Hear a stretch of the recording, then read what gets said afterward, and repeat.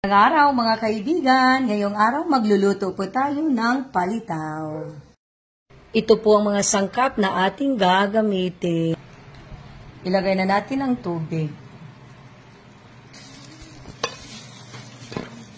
Make sure po the water is enough to create balls like the below.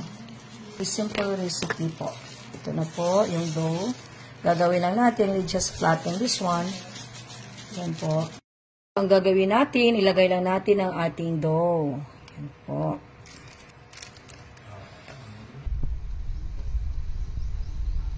Yan. So, what we're going to do is just simply toast our sesame seeds. Yan po. Stir them well para magkaroon po tayo ng golden brown. Look at that. The seeds are turning golden brown. Yan po. Yan po.